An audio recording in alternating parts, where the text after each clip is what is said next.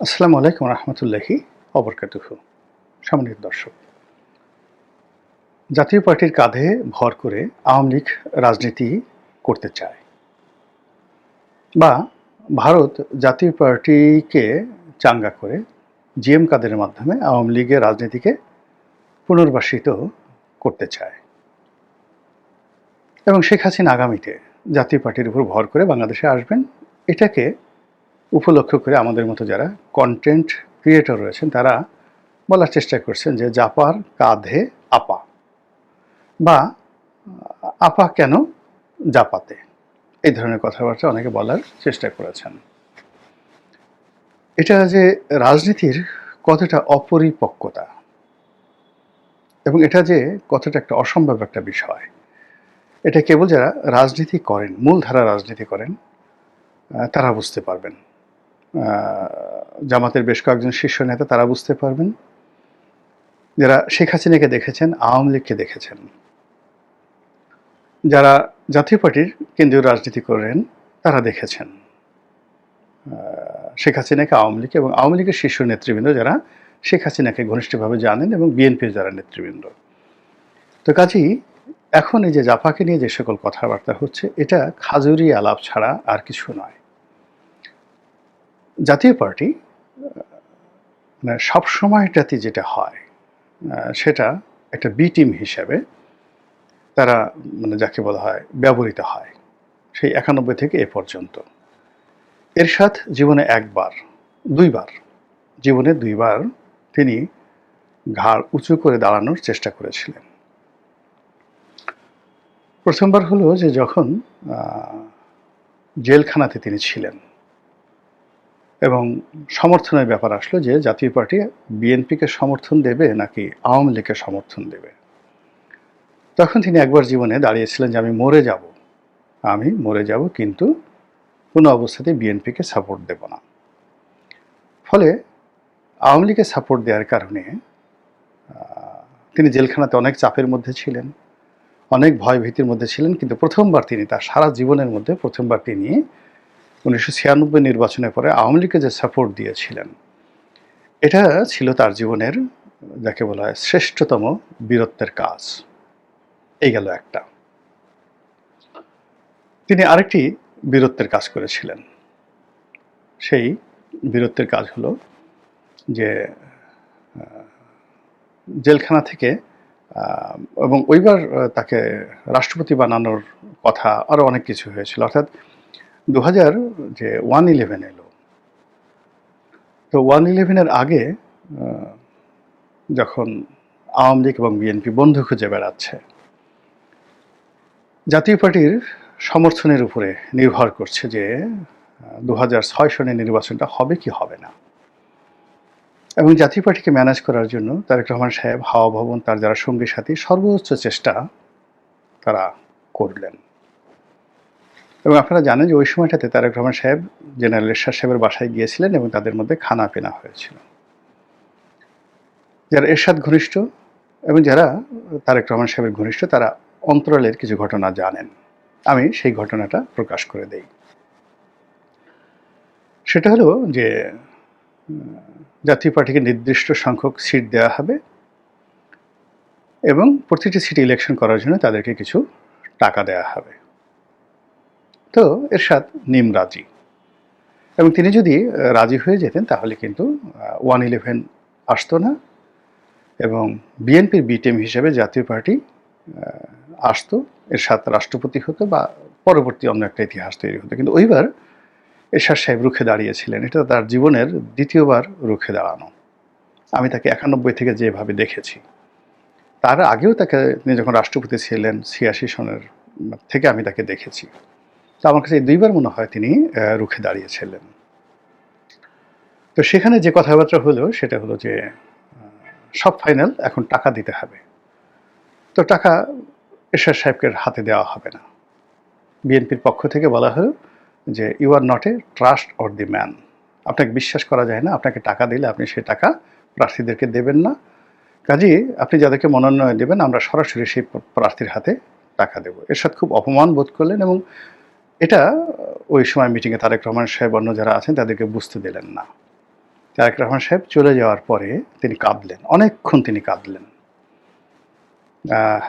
This the first time এরশাদ কেঁদেছেন। তার যারা ঘনিষ্ঠজন আছেন তাদের বক্তব্য অনুযায়ী আর কখনো এরশাদ কাঁদেননি, এবং তিনি এরশাদ সেটা কেঁদেছেন। এবং এরপর তিনি নিখোঁজ হয়ে গেছেন। নিখোঁজ হয়ে এরপরে আওয়ামী লীগের মঞ্চে এসে, আপনারা মনে করেন যে পল্টন যে মঞ্চ হলো সেখানে কয়েকদিন পলাতক থেকে পল্টনের আওয়ামী লীগের মঞ্চে এসে তিনি আওয়ামী লীগকে সমর্থন দিলেন। এই দুইবার তিনি দাঁড়িয়েছেন। এর বাইরে সারাটা জীবন তিনি এবং তার দল নেগোসিয়েশন করেছেন, কখনো ভারতের সঙ্গে, কখনো বিএনপির সঙ্গে, কখনো আওয়ামী লীগের সঙ্গে, কখনো জামাতের সঙ্গে, কখনো ইসলামপন্থীদের সঙ্গে। সবসময় তারা নেগোসিয়েশন করেছেন। এক।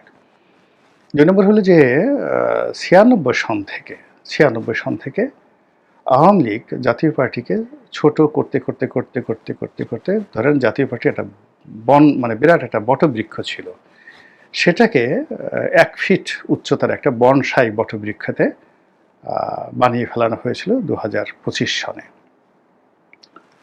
তো কাজেই সেই জাতীয় পার্টির উপর আওয়ামী লীগের মতো একটা বড় দল ভর করবে, এটা কোনো ফিজিক্স, কেমিস্ট্রি, বায়োলজি, ম্যাথমেটিক্সের মধ্যে পড়ে না। এগুলো একটা।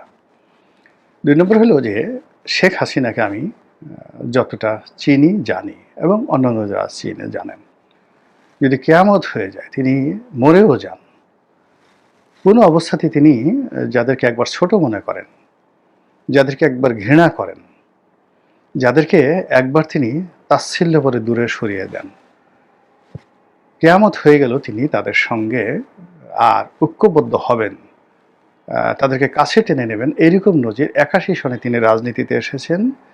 তখন থেকে আজ পর্যন্ত দ্বিতীয়টি একটা ঘটেনি, সিঙ্গেল ঘটনা ঘটেনি। এবং তার এই যে জিদ, এটা ঘরের মধ্যেও ছিল। বঙ্গবন্ধুর আত্মজীবনীতে পড়ে দেখেন তার বড় মেয়েটি কী ধরনের জেদি ছিল। দ্বিতীয়ত,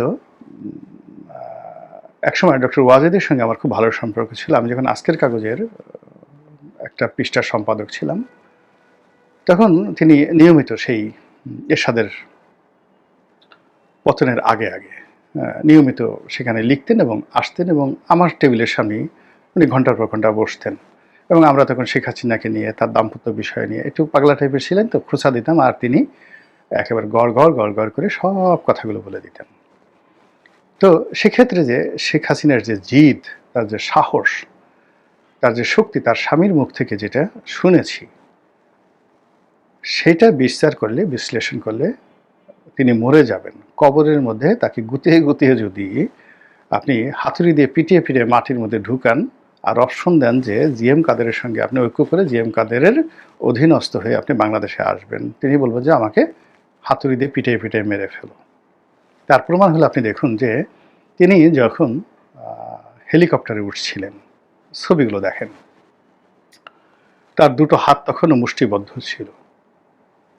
সারা বাংলাদেশ তিনি জানেন যে তছনছ হয়ে গেছে, এবং তিনি তার পরিবারের সব লোকদেরকে তিনি ঘরে বসে সুস্থ মস্তিষ্কে প্রত্যেকটা লোককে নিরাপদে, তার পরিবারের সবাইকে তিনি দেশের বাইরে পাঠিয়ে দিয়েছেন, তার সবাইকে, ইচ অ্যান্ড এভরিবডি। এবং তার বোনকে শুধু তার কাছে রেখেছেন যে তিনি জানেন যে তিনি নিরাপদে যেতে পারবেন, হি হ্যাজ দ্য অ্যাসুরেন্স। তো তিনি তার পরিবারের সবাইকে কীভাবে পাঠিয়েছেন, তাপস এবং তার সঙ্গে তার যে বক্তব্য, তাপসকে কিন্তু তিনি পার্সোনালি দেখতে পারতেন না, কিন্তু যেহেতু তার মধ্যে শেখ রক্ত আছে, শেখের ব্লাড আছে, যেখানে যেখানে শেখের রক্ত আছে তাদের জন্য শেখ হাসিনার ৭ খুন মাপ। তারা যদি শেখ হাসিনার অর্ধেকটা খেয়ে ফেলে, তিনি কখনো এই যে এটা স্বজনপ্রীতি বলেন, যা কিছু বলেন, তাদেরকে তিনি ক্ষমা করে দেন। দুঃসম্পর্কে ১৪ গোষ্ঠীর আমাকে ৯৬ সনের একটা বাস্তব ঘটনা আমি বলি। বিপুল ঘোষ নামে ফরিদপুর জেলা আওয়ামী লীগের সেক্রেটারি ছিল, পরে সভাপতি হয়েছিল বিপুল ঘোষ, পরে কেন্দ্রীয় বিএনপির নেতা হয়েছিলেন, সিনিয়র। তো ৯৬ সনে ওই শেখ হাসিনার ২ জন আত্মীয় ছিল, একজনের নাম হলো মানু, আর একটা হলো নকিব। তো নকিব মানু এরা দুজনে দুঃসম্পর্কের আত্মীয়। তো ওই নকিব বা মানু, ওই তার কাছে একটা খাতা থাকতো, সেখানে শেখ হাসিনার 14 জেনারেশনের কারা কারা তার আত্মীয়, ওটা লিখিত থাকতো। তো ফরিদপুরে এরকম একজন লোক শেখ হাসিনার জামানায় ৯৬-৯৭ সনে ভীষণ রকম তাফালিং করতেন। মানে তার অত্যাচারে ফরিদপুরের সবাই বিরক্ত, কিন্তু শেখ হাসিনা তাকে চিনতেন না, জানতেন না। তো তিনি যখন ফরিদপুর গেলেন, ফরিদপুরের সব নেতারা তাকে একে ঘিরে ধরলেন যে আপা এই ঘটনা, আপনার কোন আত্মীয় না সাত্মীয়, এর যন্ত্রণায় দল শেষ, রাজনীতি শেষ, ইত্যাদি ইত্যাদি অনেক কিছু। তো শেখ হাসিনা রাগ হয়ে বলেন যে আমার কোনো আত্মীয় স্বজন নাই, অন্যায় যে করে একদম ঠ্যাং ঠুং ভেঙে দেওয়া। তো তিনি তো তার দলের লোকজনকে চিনতেন খুব ভালো করে, আওয়ামী লীগের লোকদের সম্পর্কে তিনি খুব ভালো করে চিনতেন যে এরা কী পারে। তো তিনি জানেন যে আমি ফরিদপুর ছাড়ার সাথে সাথে ওই যে যার ঠ্যাং ভাঙার কথা বলছেন, ওর ঠ্যাং শুধু ভাঙা না, ওর ঠ্যাং ছুটাই ফেলা হবে। সঙ্গে সঙ্গে এই বলে দাঁড়া দাঁড়া দাঁড়া দাঁড়া, এই মানু বা নকিব, এই দেখতো ওই আমার যে তালিকার মধ্যে নাম আছে কিনা। তো দেখা গেল যে অনেক অনেক দূরে তালিকার মধ্যে ওই আত্মীয়র নামটা আছে। তখন তিনি নরম হয়ে বললেন যে আচ্ছা রাখো, বকাঝকা দিয়ে মারধর করার দরকার নাই। এটা 96 সনের শেখ হাসিনা। আর আমি ছাত্র লীগের একজন কর্মী হিসেবে তাকে যেভাবে দেখেছি, ঢাকা বিশ্ববিদ্যালয়ে মারামারি করতে হবে, অস্ত্র কিনা, গুলি কিনা, মারামারি করা থেকে শুরু করে সব টাকা তিনি নিজের হাতে ওই ছাত্রলীগের ক্যাডারদের হাতে তিনি তুলে দিতেন। যেদিন বিশ্ববিদ্যালয়ে গোলাগুলি হবে শেখ হাসিনা তার আগের রাত্রে জানতেন। সব কিছু তিনি নিজের হাতে সেই 81 সন থেকে একেবারে 25 সন পর্যন্ত উপজেলা পর্যায়ে যদি কোনো একটা লোককে ঠ্যাঙাতে হয় তিনি সরাসরি ওসিকে ফোন করতেন, আসাদুজ্জামান খান কামালকে নয়। এইভাবে অনেক ওসির সঙ্গে, অনেক এসপির সঙ্গে, ডিসির সঙ্গে তার সরাসরি যোগাযোগ ছিল। This is Sheikh Hasina. তো তিনি মুষ্টিবদ্ধ হাত নিয়ে চলে গেলেন দৃঢ়তার সঙ্গে, এবং আপনি তার অভিব্যক্তিতে দেখেন যে তার মধ্যে কোনো ভয়, আতঙ্ক, সংকোচ, অপরাধবোধ কোনো কিছু ছিল কিনা, কিচ্ছু ছিল না। অ্যাজ ইট ইজ মনে হচ্ছে তিনি যাচ্ছেন, আবার তিনি আসবেন। 2 নম্বর হইল যে তিনি সেখানে গেছেন, গিয়ে 24 ঘন্টাও তো মুখ বন্ধ রাখেননি। 24 ঘন্টার মধ্যেই তিনি তার যে সহজাত বক্তব্য, সেই সহজাত বক্তব্য তিনি দেওয়া শুরু করেছেন, এবং এই বক্তব্য ধারাবাহিকভাবে চলছে। যদি এই সরকারের জন্য, ডক্টর মোহাম্মদ ইউনূস সরকারের জন্য সবচেয়ে ডিস্টার্বিং কোনো শব্দ হয়, সেটা শেখ হাসিনার বক্তব্য। এই সরকার যদি সবচেয়ে বেশি ভয় এবং আতঙ্ক কাউকে করে থাকে, সেটা শেখ হাসিনা এবং আওয়ামী লীগকে। এর বাইরে এই সরকার দ্বিতীয় মানে জামাতকে ভয় পাচ্ছে না, এনসিপিকে ভয় পাচ্ছে না, কাউকে তাদের কেয়ার নাই। তারা শুধুমাত্র শেখ হাসিনার ঠেকাও, আওয়ামী লীগ ধ্বংস করে, আওয়ামী লীগ শেষ করে, এই কাজের জন্য যারাই তাবিজ নিয়ে আসছে, যদি 10টা তাবিজ নিয়ে আসে, বলে 10টা তাবিজ হবে না, 1 বস্তা তাবিজ নিয়ে আসো। কেউ যদি ঝাড়ফুঁক দিতে চায়, আগে ফু দাও তো ভালো করে, এরকম অবস্থা, এরকম আওয়ামী লীগ ভীতি। আচ্ছা ধরুন ডক্টর মোহাম্মদ ইউনূস, তার যারা লোকজন আছে তাদের ভীতির কথা বাদ দেন, বাকি নুরুর কাছে জিজ্ঞাসা করেন, জুনায়েদ শেখের কাছে জিজ্ঞাসা করেন, ববি হাজরাতের কাছে জিজ্ঞাসা করেন, পার্থর কাছে জিজ্ঞাসা করেন, তারেক রহমান সাহেবকে জিজ্ঞাসা করেন, জামাতের আমিরকে জিজ্ঞাসা করেন, তারা আলটিমেটলি কাকে ভয় পায় এই মুহূর্তে? ডক্টর ইউনূসকে নাকি অন্য কাউকে? গিয়ে দেখবেন সবারই 1 নম্বর ভয়ের তালিকায় শেখ হাসিনা এবং আওয়ামী লীগ। তো যতক্ষণ পর্যন্ত আপনি কারো হৃদয়ের মধ্যে ভালোবাসার অর্ঘ হয়ে কিংবা আতঙ্কের সর্বোচ্চ পর্যায়ে আপনি অবস্থান করবেন, ততক্ষণ পর্যন্ত পৃথিবীর কোনো শক্তি আপনাকে মারতে পারবে না, আর আপনি মরবেন না। তো এই যদি হয় বাস্তব অবস্থা, তাহলে সেক্ষেত্রে জিএম কাদের আর জিএম কাদের যে সেক্রেটারি পাটোয়ারি, শামীম হায়দার পাটোয়ারি, শামীম হায়দার পাটোয়ারি, তার বাবা আমার শিক্ষক। আমি যখন বিশ্ববিদ্যালয়ে ছাত্র ছিলাম, সে তখন খুব ছোট, এত ছোট এটা বলার মতো নয়। এখন সেই পাটোয়ারি, কিংবা আমি যখন সংসদ সদস্য 2009 সনে, তখন আমি জিএম কাদের সাহেবকে খুব কাছে থেকে দেখেছি। এরশাদের ম্যাচুরিটি বা তার দলের প্রথম 100 জন নেতার মধ্যে যে রাজনৈতিক ম্যাচুরিটি রয়েছে, সেটা জিএম কাদের সাহেবের নেই। তো একদিকে জিএম কাদের সাহেব, অন্যদিকে শামীম হায়দার পাটোয়ারি, আর বাকি যারা সিনিয়র নেতৃবৃন্দ রয়েছেন তারা আলাদা একটা জাতীয় পার্টি করেছেন। আর সেই 2 জাতীয় পার্টির উপর ভর করে শেখ হাসিনা আসবেন, আওয়ামী লীগের সকল নেতাবিন্দ বাংলাদেশে আসবেন, আর বাংলাদেশে সব তালগাছকে সব উপড়ে ফেলবেন। এটা হয় না। যদি এটা হয় তাহলে সেই আওয়ামী লীগ, মানে বাংলাদেশের তালগাছ তো দূরের কথা, একটা দুর্বা ঘাসও তুলতে পারবে না যদি জাতীয় পার্টির উপর থেকে আসে। আর যে আওয়ামী লীগকে আপনারা ভয় পাচ্ছেন, সেই আওয়ামী লীগকে যদি ভয় পান তাহলে কিয়ামত হয়ে যাবে। সেই আওয়ামী লীগ, সেই শেখ হাসিনা কখনোই জাতীয় পার্টির উপর নির্ভর করে আসবে না। ফলে নতুন করে চিন্তা করুন আর নতুন করে সমীকরণ মিলান। আওয়ামী লীগকে যদি মোকাবেলা করতে চান, আওয়ামী লীগের অস্তিত্ব স্বীকার করে তাদের যে সকল দুষ্টবুদ্ধি আছে, অস্তিত্ব আছে, সেইগুলোকে টার্গেট করে ওইভাবে শক্তি সঞ্চয় করে একেবারে ভিত্তিমূল আঘাত করুন। কিন্তু আপনি একটা রয়্যাল বেঙ্গল টাইগারকে যদি আপনি মনে করেন যে একটা সুহাকি তারা, ইঁদুরের